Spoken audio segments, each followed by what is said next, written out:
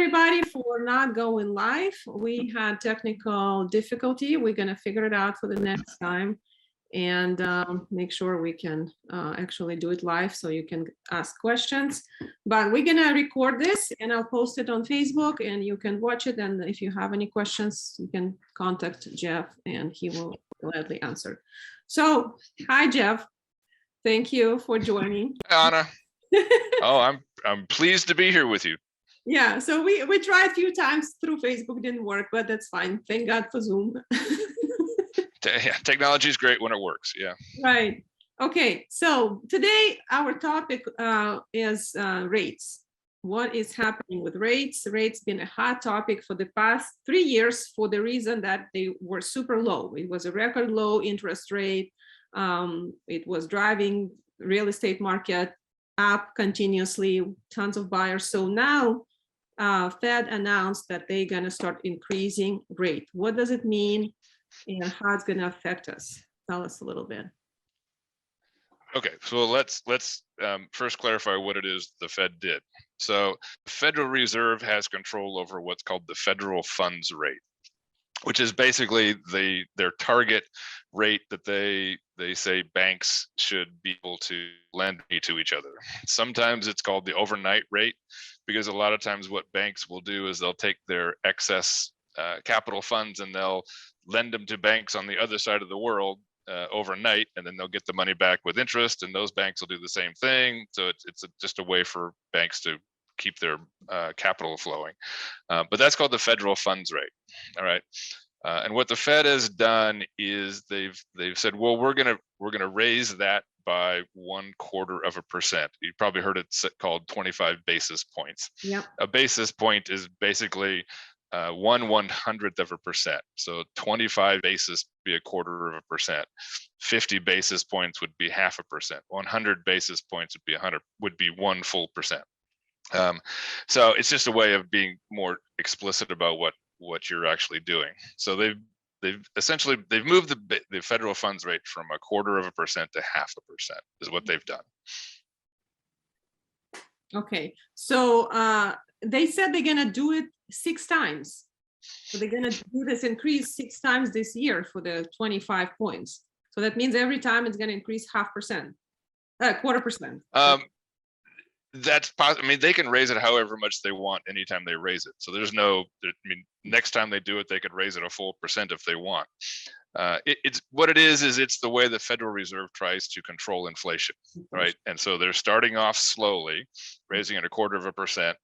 They meet every 2 months. And so basically what they're signaling to investors in the world is every time they meet, they're probably going to be raising that federal funds rate, and they could do it 1/4 each time. They could do it 1/2 next time, and then 1/4. What they're going to do is they're going to evaluate the state of the economy and the state of inflation, and decide what they're going to do. But yeah, the anticipation that they've set is that by the end of the year, that rate could be somewhere in the 1.75 to 2% range. Wow. Okay. So how that relates to mortgage rates? It doesn't directly, but it does indirectly. The federal fund rate is really, it has more impact on short-term loans like car loans and credit cards and installment loans that you get at a bank, for whatever, right? It has more impact on that. Mortgage rates are market driven. They're really determined by what's happening in the bond market and what the yield is on treasury bills and mortgage properties and all that kind of stuff. So it's not a direct correlation, right? The fact that the Fed has said that rate might be 2% by the end of the year does not necessarily mean mortgage rates are going to be up by 2% by the end of the year. Just not the way it works. Mortgage rates are based more or dependent more on investor confidence in the economy. And when investors are confident and looking forward to good things, then go up. And being nervous and getting scared about the future, and rates go down. Mortgage rates. Okay. So just out of curiosity, what was the Federal Reserve rate prior to pandemic? Prior to pandemic, it was, I think if I remember right, somewhere in the 2% range. When the pandemic hit, and again, this is the way the Federal Reserve tries to control the economy, or the state of the economy, is in March of 2019, when the pandemic was finally hit the United States, the Federal Reserve dropped that funds rate to 0.25%, in the hope and the expectation that doing so would keep the economy flowing and keep the economy moving during the pandemic, right? And so it's been the same percent up until the announcement this week, right? And so now they're saying, okay, we don't need to try and shore up the economy anymore. It seems to be going well. We're nervous about inflation, so now they're going to start, adjusting things to try and keep inflation from being a problem while continuing to keep the economy moving. So as of today, what are the mortgage rates that you're seeing? Well, depending on individual circumstances and credit scores and yada yada, I'm typically seeing anything in the, say, 4.25 range to even up to 4 5/8. It really just depends on an individual's financial circumstances, but you're definitely looking low to mid 4s right now. Low 4s. So we can pretty much forget about under 4% rates for 30-year mortgages. It's still possible, but it's not the norm. We'll put it that way. Mortgage rates are not like normal, like car loan rates, right? Any bank, or you go anywhere and you say, I want a car loan, and they're going to tell you it's 3.7%, right? Well, everybody who walks in the door is going to get 3.7%. Mortgage rates don't work like that, but in general, we're beyond the 3%, is pretty much where we're at right now. Okay. All right. Well, that's some, not such good news for many buyers who've been on the market for 3 to 6 months. I even know some buyers been shopping for more than that, some in the hopes that prices will drop, and some just because they've been overbid so many times. So how do you think it will affect the buyers right now? And I've got buyers in this situation myself, right? Those buyers that were kind of barely hanging on in terms of their pre-approval for a home mortgage, at a particular price point, they're going to be in the greatest trouble, because as that rate goes up, they might not be pre-approved for that same level of purchase anymore, right? Instead of being approved for a $1.5 million home, maybe now they're only approved for a $1.25 million home. So they're gonna be the most affected. People who are, squarely within the qualifying range, okay, it's gonna hurt more. Their monthly payment's gonna be higher, and et cetera, but they can still be out there. It's really the marginal ones that are going to be severely affected by this. Do you think, as we might see some decrease in buyers, but since we have so many buyers right now anyway, even if we do have a little bit less of buyers, it might not affect the market as much, or will it affect the market? Will the sellers feel like they need to hurry and sell to ride this wave? Or what are your thoughts about real estate? It's as I like to tell my clients, the answer to just about every question in lending and real estate is it depends, right? And it's a crystal ball kind of a prediction, right? Because real estate is absolutely a supply and demand based business, right?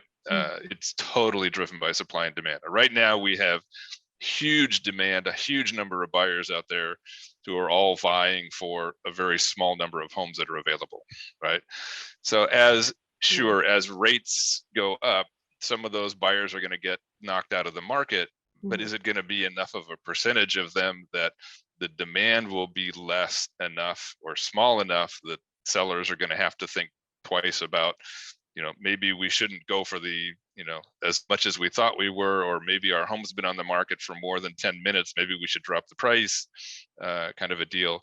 It's hard to say. I mean, I can't predict at this point how many buyers are going to be affected, but if we don't see a significant decrease in buyer demand, then the prices are going to still be it's still going to be demand based. We'll just Yeah. say that. I was just thinking, since it affects the Fed rate affects all the loans, not just real estate, the construction loans going to be also higher and more expensive. And we already know that construction is already very expensive. We have, a shortage of all the materials, we have shortage of workers. So construction is extremely expensive, and building new home right now is expensive.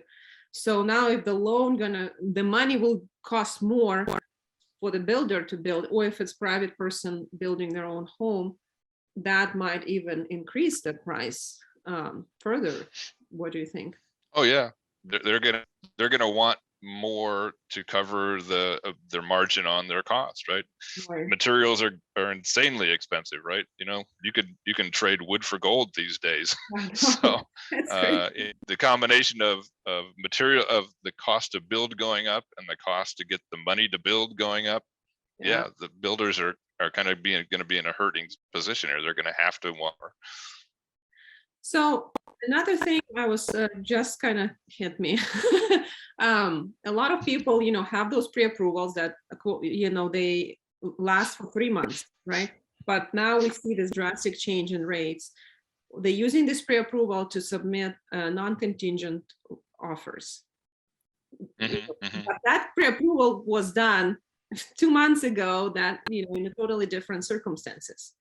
So Right. are there higher risk for people having their loans declined last minute when they already submitted an offer?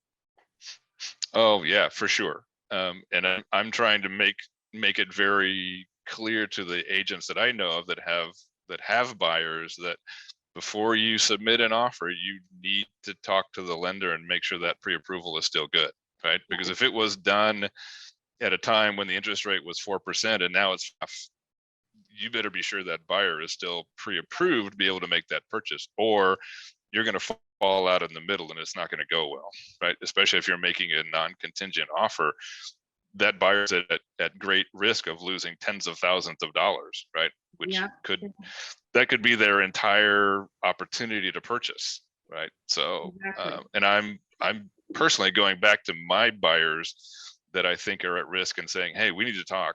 We need to look at your pre-approval again, just to make sure you're still good to go. Yeah, exactly. And that's what I'm always checking, even before that. Every offer, even if it's an offer like with a week, I still check every particular situation, every house, because people think, okay, I got this for 3 months, I can go shopping with this, but it's really, they can buy something in this time frame that will affect their debt to income ratio, and something gonna change that lender is not aware of.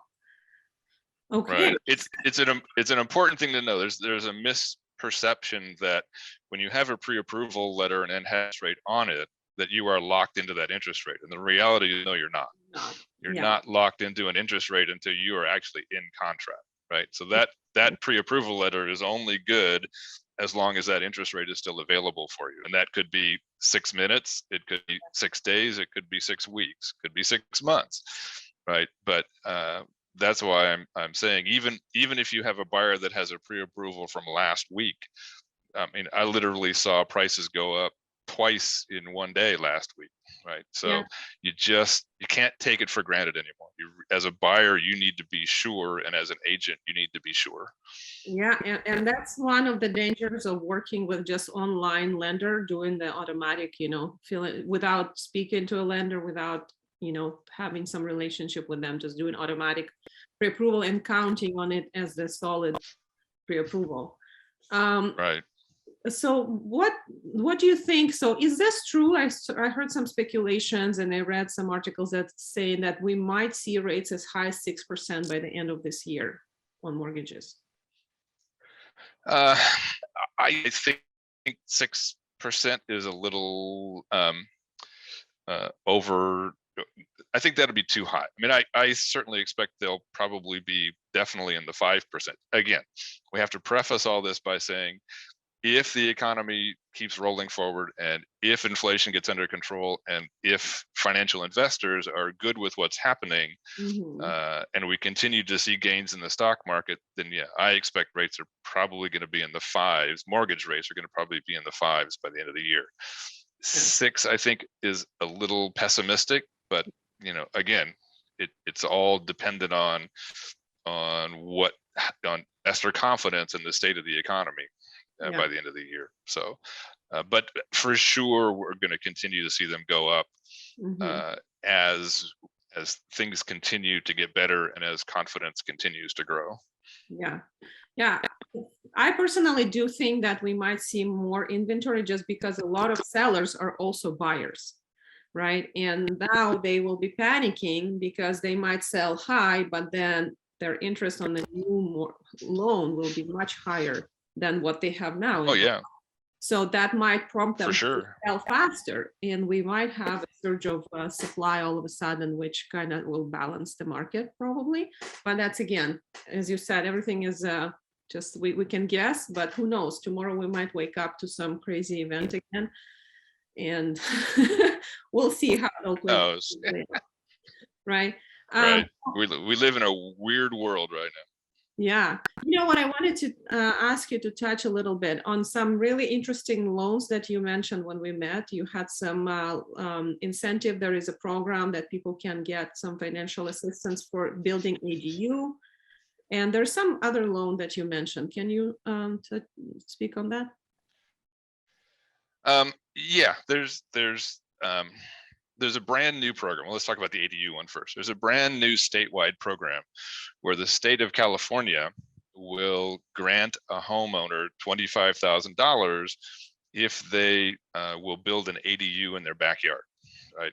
This is not go buy a piece of bare land and put an ADU on it. It's you've got a yard that you can put an ADU in, you want to build one for either renting it out, or you need a place for aging parents to live, or whatever. Right.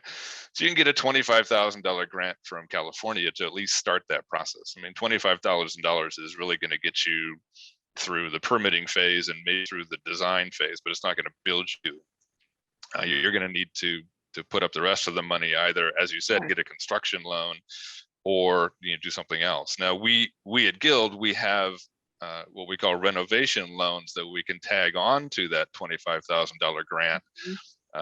And refinance your current home loan with the anticipation of the value that it's going to increase by having the ADU, and that additional equity we can give back to you in terms of covering the cost of doing the construction, right?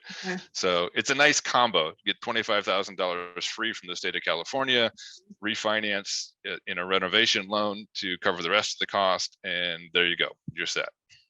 So that's a nice package. The other thing that you and I have talked about before is it's a very little known program that's available for parents who have got kids going to school, wherever it may be, and rather than pay for them to rent an apartment or rent a place to live, you would rather, say, purchase a condo near the school and have them live there, right?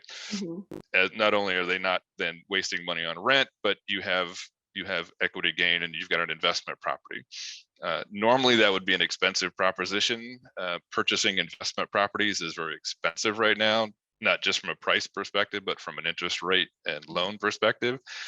But with this program, we can treat it not as an investment property, but we'll treat it as a second home for you. Right? Even though it doesn't meet all the criteria of a second home, we're just going to treat it as a second home. So there's a lot of benefits to it from the loans side. Now that same program can also be used, if you have a disabled adult child and you want them to have an independent living opportunity. Well, okay, you can use the same program to purchase, say a condo or a townhouse for them to live in, and you get the same break. It won't be treated as an investment. In that case, it'll actually be treated as a new primary residence for yourself. So that's even better. Yeah. Or you can do the same thing if you've got aging parents, right? You've got elderly parents in Florida. You want to move them close to you because you want to be better able to take care of them. You don't want them to live, there's no room for them to live in where you are, but you don't want them having to rent a place. So you can buy a new residence for them. And again, you won't be hit by investment overlays and the investment overhead, will treat it as, sort of a phantom primary residence for you, and you can take the advantage of owning the property, getting the equity in the property, and all that, and not get hit so bad for it. So it's a really nice program if you've got those three specific that's actually things that you want to try to do right now, right? Because a lot of kids apply, and a lot of kids will be starting college soon. So that's a great program. And also another tip: if parents do buy property somewhere, if it's out of state, then the child becomes a resident of that state. So if it's a state college, they can actually get a resident price for tuition. So that's the second advantage of having real estate somewhere where your child goes to school. So real estate wins, as always. I love real estate. and at the end of the day, when they're done going to school and they move on to something else, you've got a real estate property, right? Exactly. You can turn it into an investment and rent it out to other college students, or you can sell it and pocket the money. You get tax break, right? And instead of just paying rent for them for 4 years, you get all the benefits of being an investor. And your child doesn't need to share, even if they might even have a roommate, and offset that cost some of your mortgage and share the place with someone. So that's a great program. Okay. Yeah, no, it is. Thank you for sharing. Anyway, guys, we're gonna wrap up. And if you have any questions, feel free. I'm gonna share Jeff's information, and you know how to find me. Buy real estate. Market is shifting. We're seeing it right now. Rates are going up. We keep talking about it, right? The rates are going up. Rates are going up. People don't believe it. They still think, even if price is going to go down, which I doubt, the cost of the money will be much higher. And in the end of the day, you're going to pay much more monthly, even if you were to buy at higher price. So you need to consider that. Always look at your monthly payment, monthly affordability, rather than on the amount total, because very unlikely you're going to pay for that loan for 30 years. So focus on affordability. That's my advice that I give to my most buyers. That's your main number that you need to focus on. Okay. Thank you, Jeff. And I'm all right. Well, thank you, Anna. Thank you. And if we have interest, we can continue doing it. There's so many topics we can discuss in real estate and lending. Endless. Right? Endless, yes. Endless. Right. Okay. Thank you. It was very, very informative, and I appreciate you doing this with me. Bye. All right, let's do it again. Absolutely. Bye-bye. Yeah. Have a good Friday. Enjoy your weekend.